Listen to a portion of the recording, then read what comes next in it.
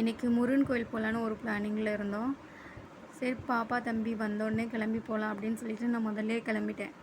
பசங்க வந்தோடனே எங்கள் வீட்டு மல்லிகைப்பூ செடியில் வந்து இப்போ மல்லிகைப்பூ பூக்க ஆரம்பிச்சிருச்சு. அதோட நானும் பாப்பாவும் மல்லிகைப்பூ எல்லாம் பிடுங்கிக்கிட்டு இருந்தோம். பாப்பா கீழே பூக்கிற எல்லா பூவுமே பறிச்சுக்கிட்டு இருந்தா. நான் வந்து எட்டுனம்ட்டு பறிச்சுக்கிட்டு இருந்தேன். அதோட வந்து எங்கள் செட்டு மேலேயுமே நிறையா பூ வந்து கொயின்னு அப்படியே இருந்தது. அதோட நான் செட்டு மேலே ஏறி அந்த பூவெல்லாம் பொறுமையாக பறிச்சுக்கிட்டு இருந்தேன். எனக்கு வேறு பயம். ஏன்னா நேற்று வந்து இதில் தான் பச்சை பாம்பு போச்சு. அது வேறு எங்கேயும் இருக்குமான்னு பார்த்து நான் பறிச்சுக்கிட்டு இருந்தேன். அதோட ஒரு வழியாக பறிச்சாச்சு. இந்த அளவுக்கு தான் வந்து இன்றைக்கி பூ பறிச்சிருக்கோம்.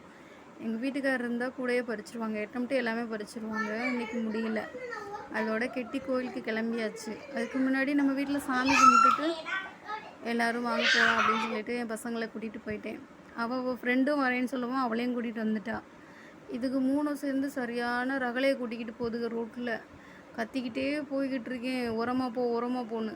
அங்கே போய் இது விடலை. போய் போஸ் கொடுத்துக்கிட்டு இருக்கு, இப்படி ஃபோட்டோ எடுங்க அப்படி ஃபோட்டோ எடுங்க அப்படின்ட்டு. அங்கே அப்புறம் பொங்கல் கொடுத்தாங்க கோயிலில். அது சாப்பிட்டுட்டு அப்புறம் வந்துட்டோம் வீட்டுக்கு.